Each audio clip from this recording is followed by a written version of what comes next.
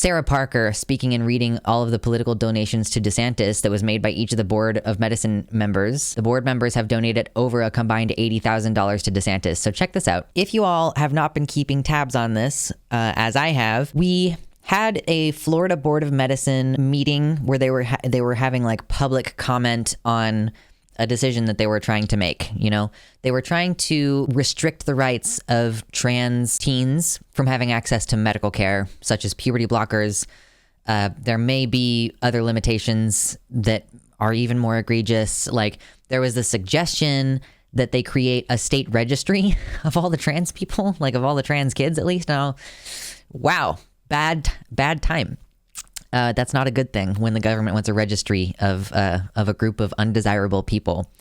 So they were holding these public meetings where people would come and say, I want this to pass, or I don't want this to pass. Like, you should let trans kids transition, or you should not let trans kids transition, right? They held these big meetings, and this, frankly, is going to be a monster of a segment because we're going to end up like kind of glossing over some things, but there is so much to go through because these hearings were long and there were multiple people live tweeting the meetings and like looking at the live stream and stuff. Zinnia Jones is someone whose work I've been following for a long time, and she has been very, very, very thorough she was basically live tweeting this, you know, just coming out with all of this information as it was being put up on their stream.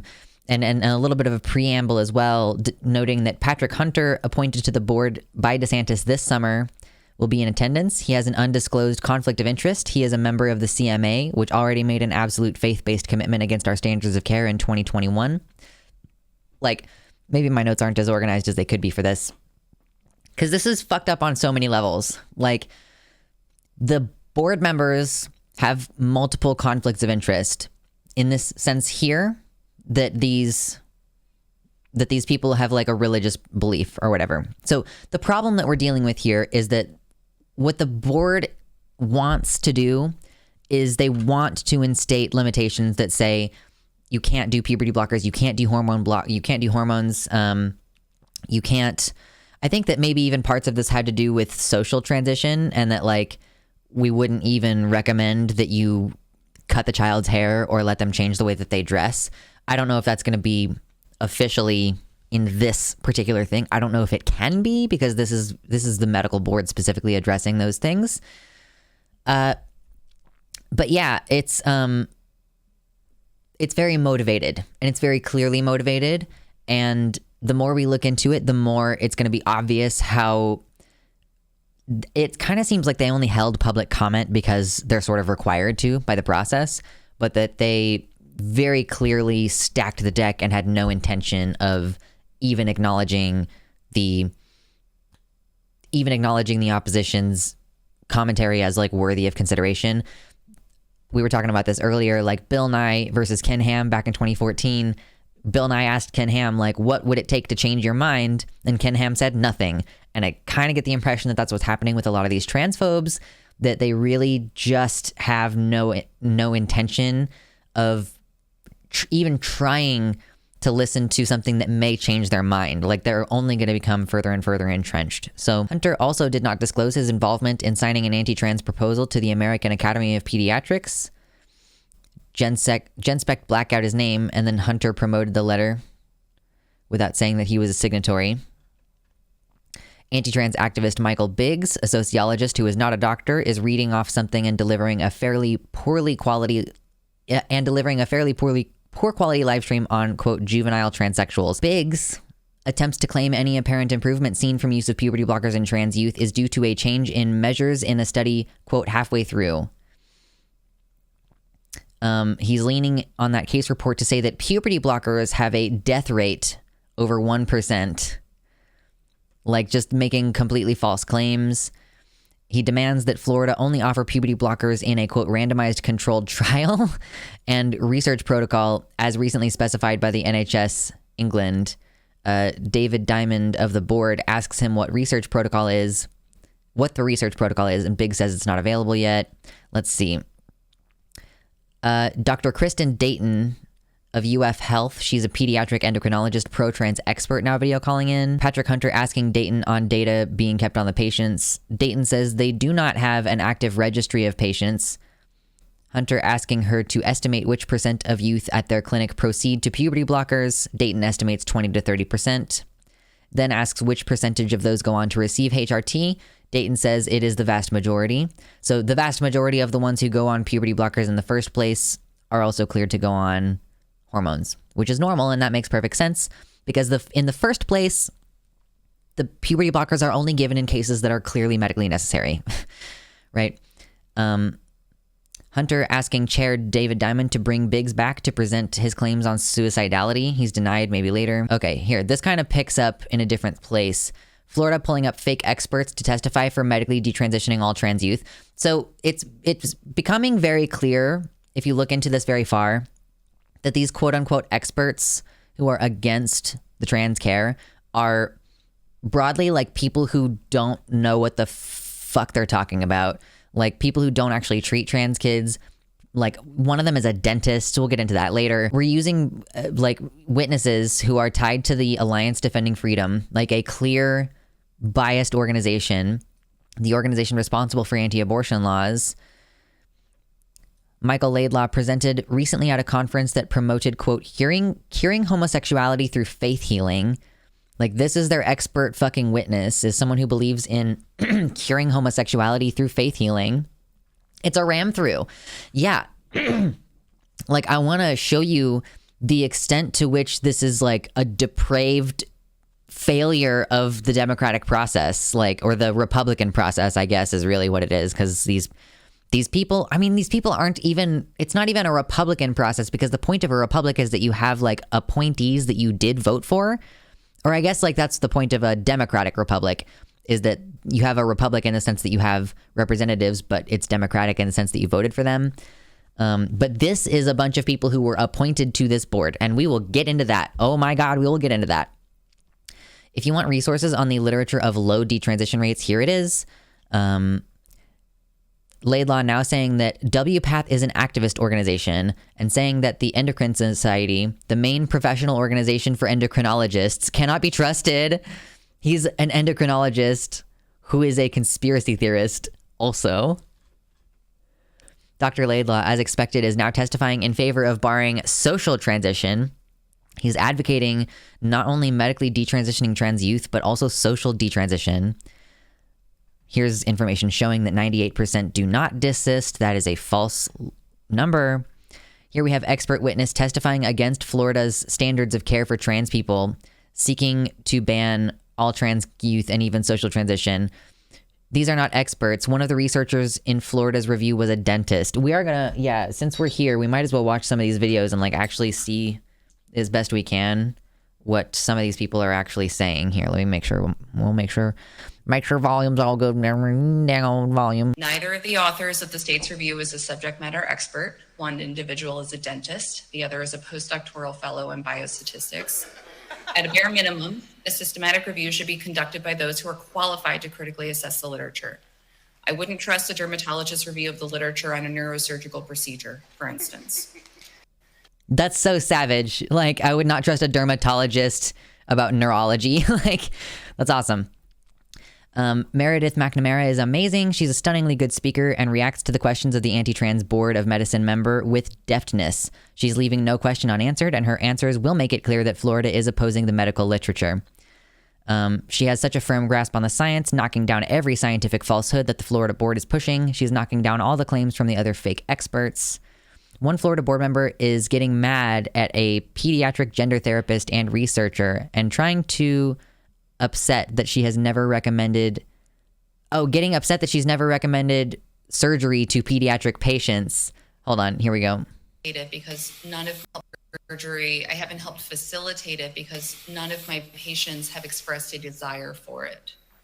That's my right, but I'm an oncologist. Patients don't come to me requesting desire for chemotherapy, but I recommend chemotherapy because that's what's best for them. So as a physician, if you think that gender-affirming care is best for your patients, why have you not recommended surgery on any of your patients? Gender affirming care does Someone in the crowd said they don't want it. They don't want it. not equal surgery. I understand. There's a Gender affirming care does not equal surgery. continuum.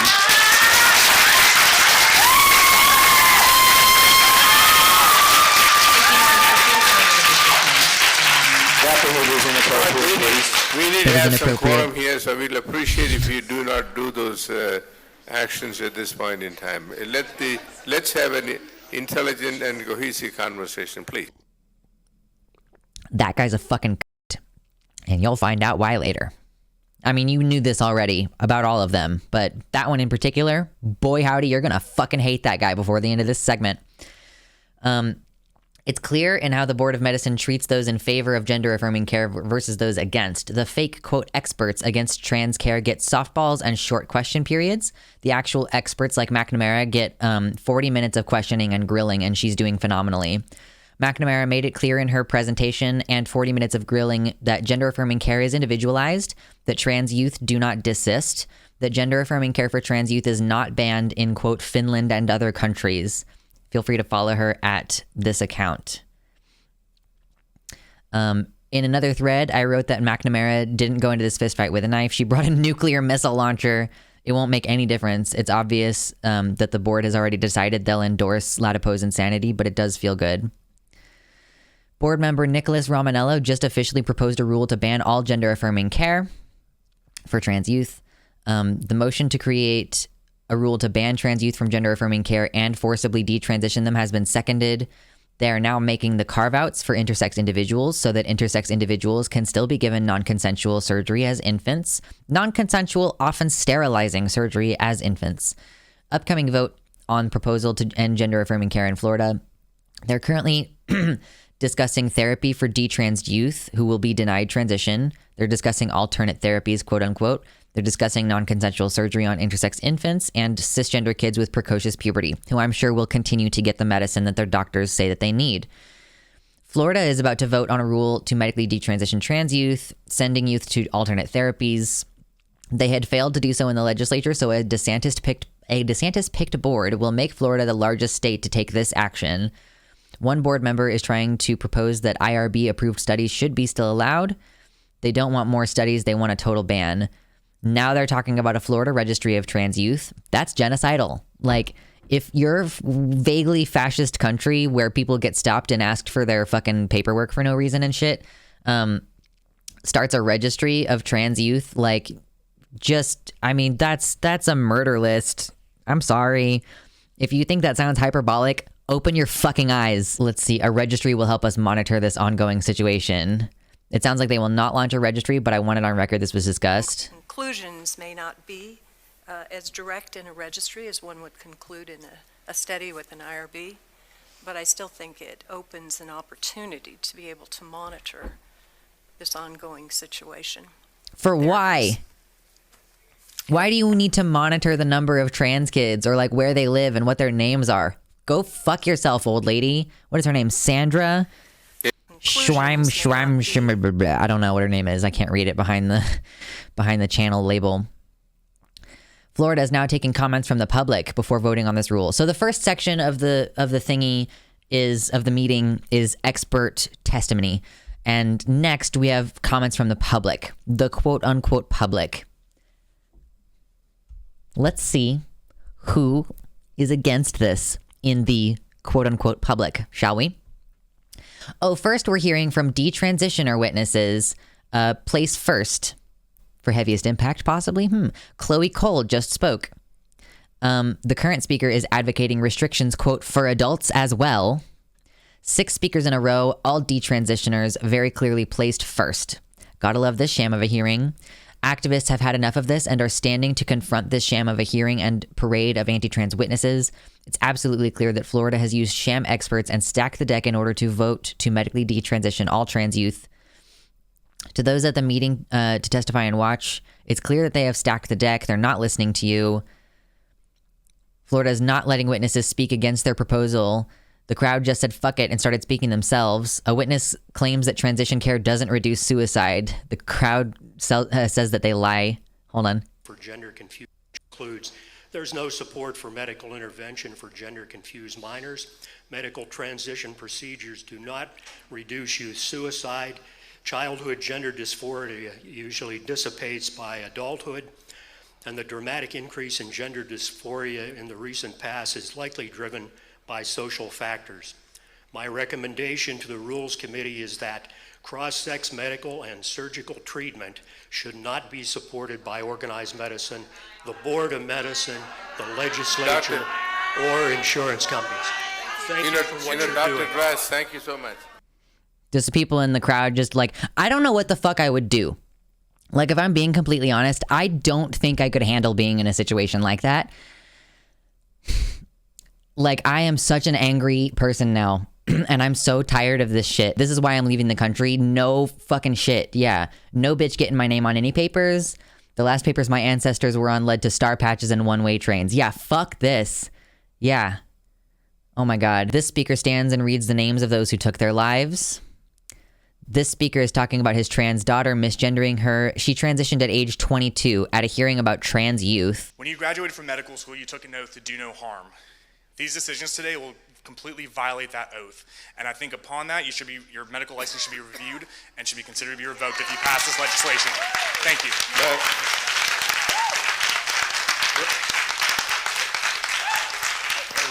Well, next is... That was pretty baller. I appreciated that. They're cutting off comment early.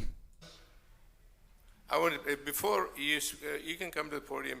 You'll be the last speaker for the day, and let me finish. Don't shout. You're not going to win. Did you hear that? I'm sorry, but did you hear that? Did you hear that?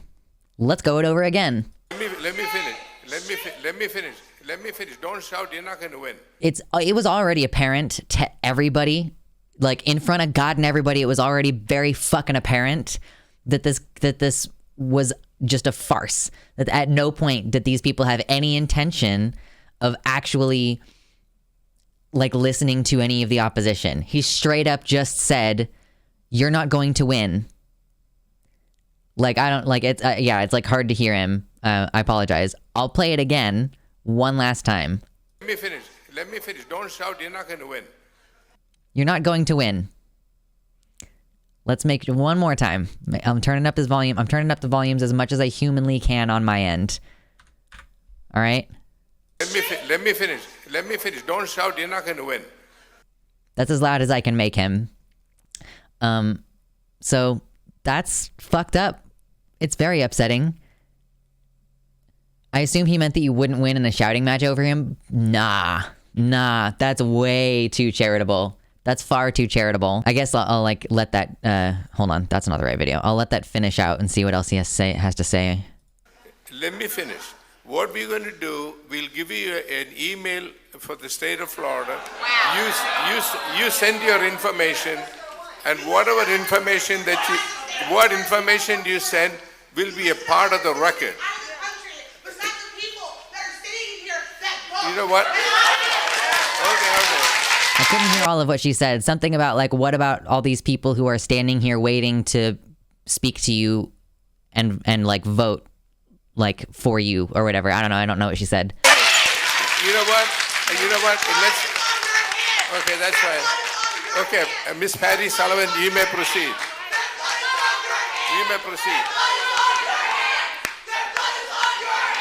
That's okay. I don't know that he meant for that's okay to come across the way that it did. But we all know what this, this man is on a board of medicine who have already decided that they're going to push this through. I mean, how else do you respond when people are like, do people genuinely think that we're like making shit up when we're like, you are going to be directly responsible for the deaths of children? Like, when we say shit like that, like, it has a lot of gravity to it. And I wonder sometimes if these people just think that we're making shit up. Yeah, or is it that they just want to kill children? Like, is it really that, is it truly that they don't want any more trans people and so they'll accept the casualties of children in order for there to not be as many trans people overall. Like, simultaneously, they think we're deluded and they have no empathy for actual humans. That, yeah, like I saw a comic or something about that one time that was like, or like someone was speaking about a conversation they had in line at Chipotle or whatever, where like the people in front of them were saying like something about how homosexuals were mentally ill and like they were going to go to hell. And it's like, do you like serve a God who condemns mentally ill people to hell? Like, is that the perspective that you're going to have on this? You know, better to have a dead kid than a trans kid, they think. Well, yeah, I mean, if they have a dead kid, then they can bury them in whatever they want and never have to. I mean, look, this is the thing. A lot of these people consider their kid to be dead anyway after they transition. They're like, you killed my son, is the kind of shit that they say to people. So to a lot of these folks, it's like, yeah, if you're dead, it's the same to them as if you had transitioned and been happy. If you're queer, you're not human, just a demon trying to tempt people in disguise. The crowd is now chanting, let them speak. The Florida channel cut the hearing, so I can no longer record the crowd. They're approaching the front and shouting, let them speak. They're about to vote to detransition all trans teens. The moment Florida cut comment early as people approached stare. Let's see. Just says no. It doesn't matter. Just get up. Let's take a 5-minute recess.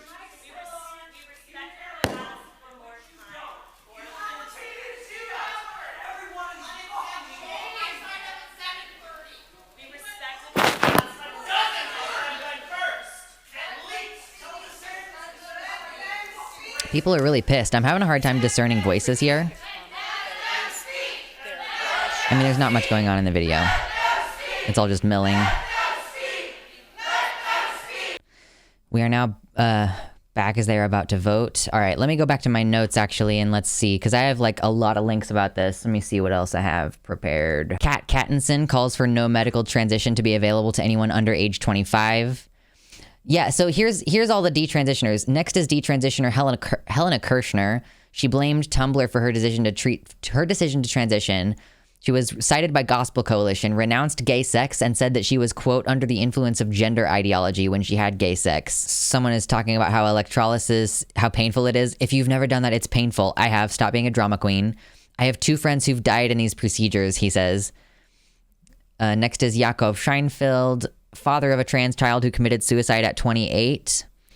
Scheinfeld's child was diagnosed and treated for depression before transitioning, but Scheinfeld attributes their suicide to testosterone without substantiating this as a cause. Someone is calling trans women patriarchal men dominating women, talking about swimming and athletics. Womanhood is not a mental disorder suffered by men. Wow, just gathering so much evidence today. We have some people being able to speak positively. It would be psychologically damaging to her siblings and for our family for the daughter to have to go through male puberty, for their trans daughter to go through male puberty. All right, hold up. What is this one? So they held this meeting at an airport.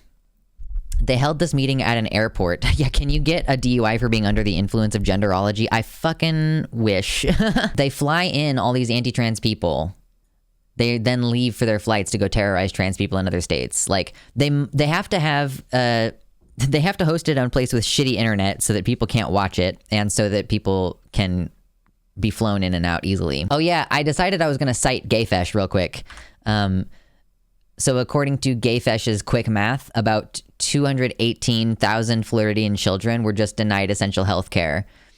There's an estimation from the 2021 population of Florida being about 21 million, and 19.7% of those people are under the age of 18, roughly 4.2 million. 5.1% of adults under 30 are trans or non-binary. We don't have data for specifically under 18s, but the percentage increases the younger you go. So if you just use the 5.1% that is applicable to adults under 30, there are 218,000 trans kids in Florida, potentially, which is a lot. And it's a lot of people to just suddenly not have rights in healthcare anymore. Like, people are making exoduses from Florida because of this. Like, people are leaving. All right, here we go. We're going to do a little bit more breakdown with Zinnia.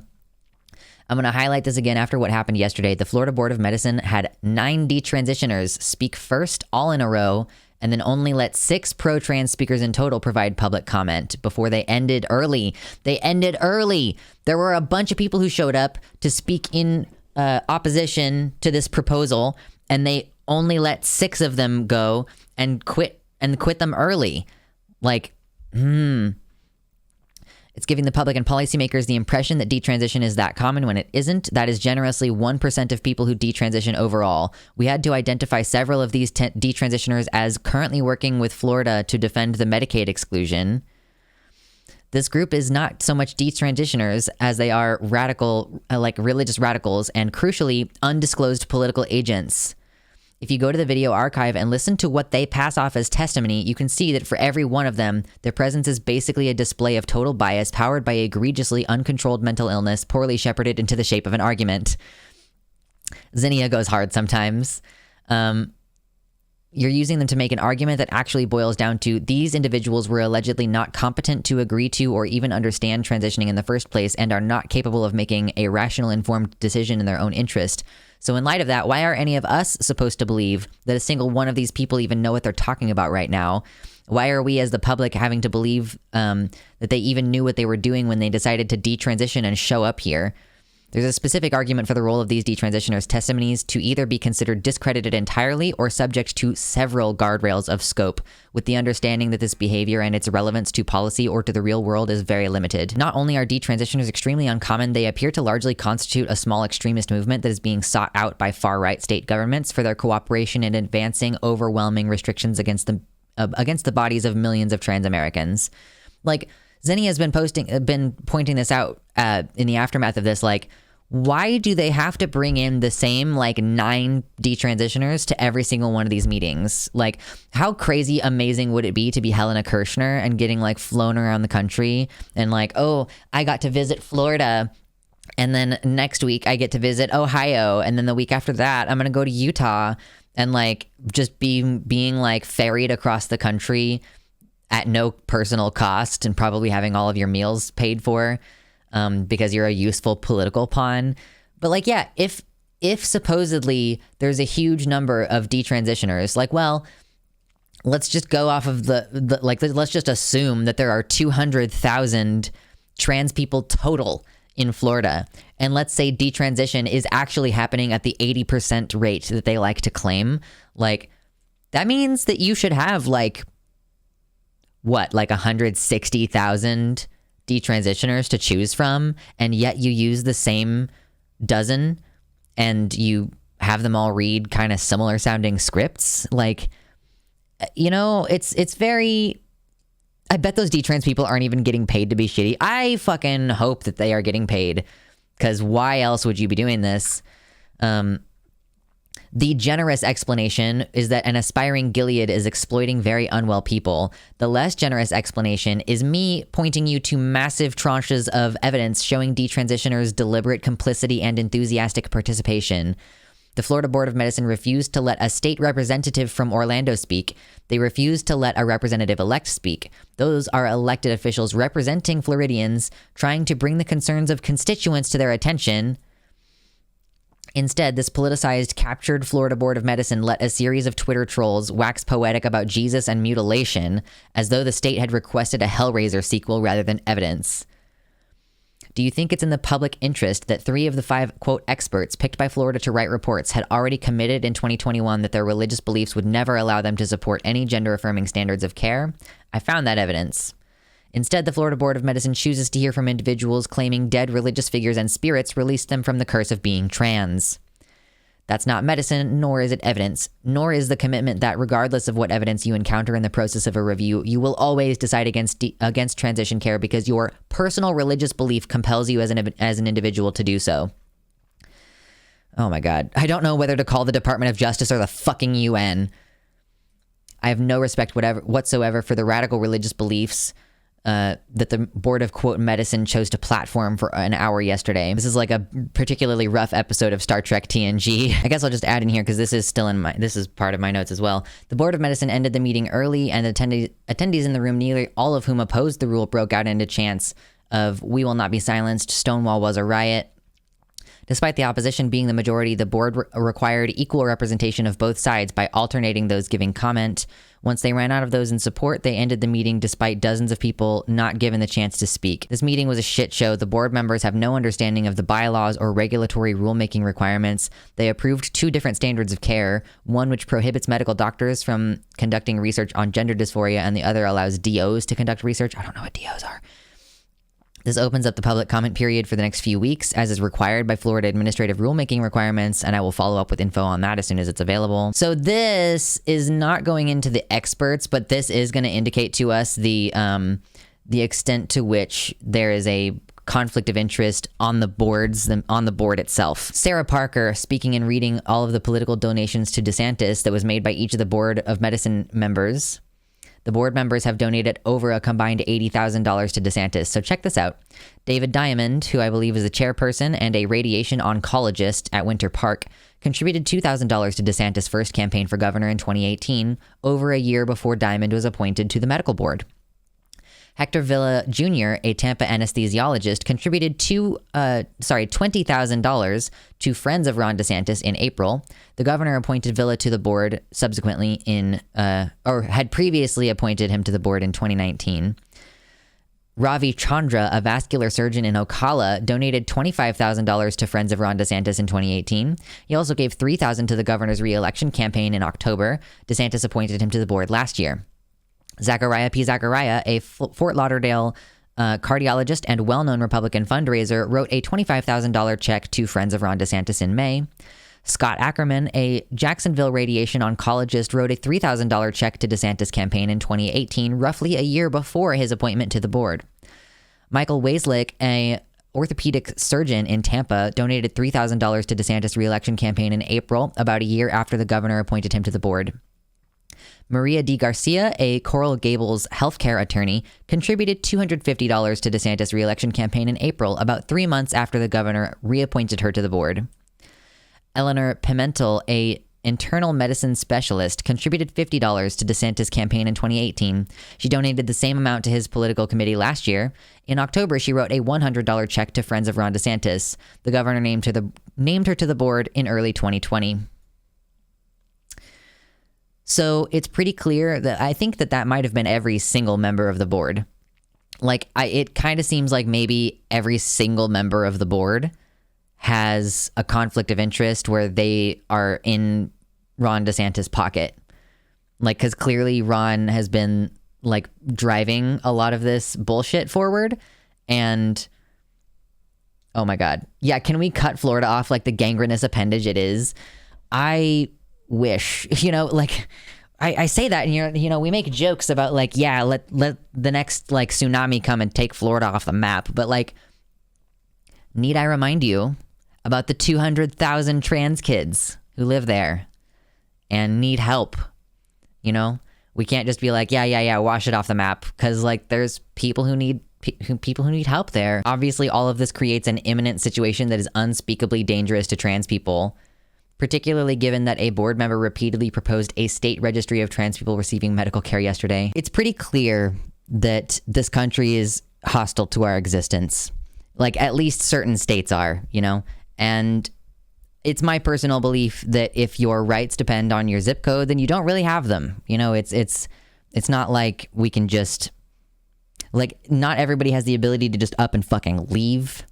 I'm about to move, within the same state. I'm about to move my belongings from one place to another within the same state, and that shit's expensive, and there's a lot of fucking logistics that go into it, setting up your you got to get your utilities and stuff together, you got to get the renter's insurance before your move-in is figured out. It's so much work, and it's so much money, and you're expecting people to pack up their entire lives or leave their entire lives behind and go somewhere safer. And probably a lot of us are going to have to do that.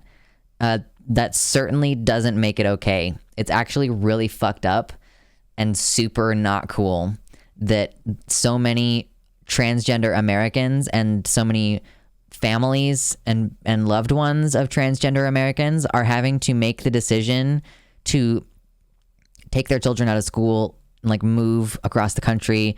People are like quitting their jobs and leaving their families behind to move across the country to a safe, like a sanctuary state, because there are sanctuary states getting set up now. Like I believe California is one of them. Massachusetts might be another one, where people have been, like the legislatures there have specifically put in laws that say if you flee another state from persecution about your gender stuff, like they can't subpoena you. Like we will not recognize their attempts to take you back into their jurisdiction in order to process your crime, whatever. Like it's like California's way of saying like, we don't acknowledge that they've committed a crime. In fact, you criminalizing this means that this person is a refugee now. Like within the United States of America, there are currently refugees from here.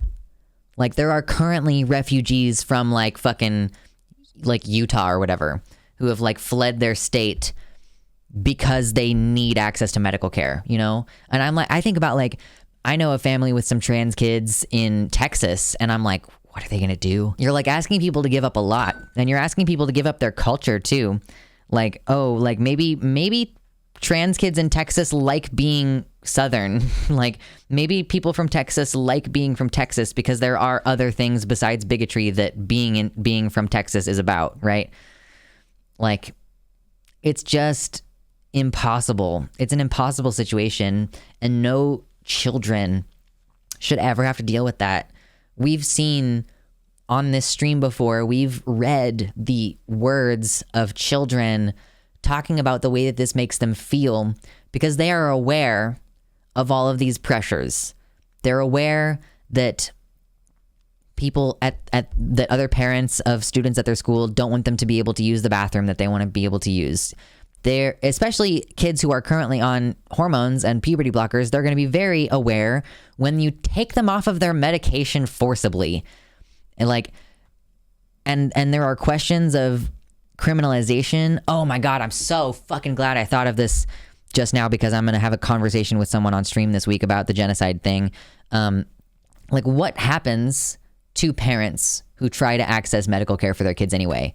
Like what if they're like, well, we still have this entire bottle of testosterone, so we're not gonna waste it by just throwing it away. We're gonna keep giving it to the kid until it's out. Let's say, for example, what happens when that is a crime now? Like when children, like the parents giving their kid the medicine is considered a crime. Well, the parents are gonna get arrested. Well, what happens to the kid when the parents get arrested? Well, they go into state foster care. Like they're removed from the environment, and because transition related care is illegal, then of course foster parents aren't going to allow it. And if they make it to where social transition is illegal, then basically you're taking a kid out of an affirming environment and putting them into an environment where the state requires that their foster parents abuse them in order to maintain funding. And like ultimately that's what a lot of these laws do, are saying like you have to be complicit in the abuse of children or you're going to lose funding. That's the power that the state has. They can't necessarily make it illegal to be trans, but they can make it so that any public service that supports transness is going to be functionally made like they're basically going to shut them down. Like if a hospital receives public money and the hospital is providing gender affirming care, then they will just stop sending money to the hospital, and then the hospital will have to shut down and won't be able to help anybody. They would rather hurt their entire community than allow trans kids to grow into adults and thrive. And, you know, the whole genocide thing comes up, and like, to be totally clear, genocides are attempts to reduce numbers in a group. If you're saying, oh, we should do watch and wait therapy because most kids will just grow out of it, you are doing something with the intent of there being fewer trans people. You're like trying to like force people to not be trans, essentially. Like, oh, surely you'll just be cis if we don't indulge this fantasy of yours, which is the hope that there will be fewer trans people. Restricting access to medical care is like, well, whatever, we can't prevent you from making this decision until you're after you're 18, except that some places are trying to propose rules that make it illegal up to age 25. Like, there's just so much. It's just like, it's overwhelming, and it's hard to keep all in your head all at the same time, and it's fucked up. And I don't think it's going to get better. And there are just numerous ways in which they're trying to reduce numbers of the group. And also, like, to be clear, when I mentioned the foster care thing with reference to genocide, it's also considered a cultural genocide, if you want to use that term, when you remove children from their homes and make them grow up in an environment where they're disconnected from their cultures. Like, even just pretending that all the murder and rape and beatings didn't happen at the Native American residential schools. The simple act of taking the children away to teach them English and to force them to cut their hair, which was a religious practice for Native Americans, like a spiritual practice to have long hair, to force them to learn a different religion, and sending them back as like older teenagers to their families where they can no longer speak with their grandparents at all because they don't know the language. Like, they are, like, completely disconnected from their ancestry and where they came from. Like, that is also genocide. Removing children from those environments in order to force them to be something else is also a type of genocide. And, like, even more so for people who happen to be trans parents who also have trans kids. Like, it's a really fucking insidious, multifaceted attempt to prevent there from being more trans people. Truly, they would rather have dead kids than trans kids. And that is that on Florida for today. Thank you so much for watching, and thank you so much to all of my patrons for supporting this work that I do. I appreciate every single one of you, but I want to especially shout out Tiago Nascimento, Mersh Rolvog, Jovian F. Gaudreau, Amanda B., Heather Clarkson, Michelle Winter, R. Halverson, Athiette, Sarah A., Wellington Marcus, Nova, Mr. Atheist, Elizabeth Bartell, Suzanne Maynard, Sojo, and Bean.